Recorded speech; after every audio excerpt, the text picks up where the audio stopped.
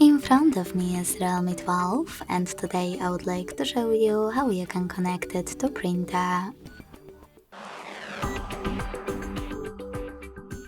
First of all, go into settings and click on connection and sharing. Then select print and tap on default print service. Now just wait. Your device is looking for a printer and when it finds one, it will connect to it.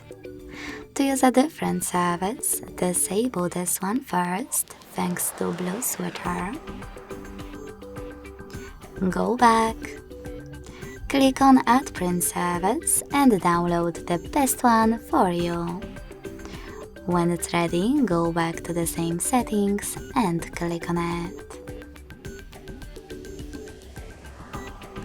Thanks so much for watching. If you enjoyed this video, don't forget to leave a like, comment and subscribe.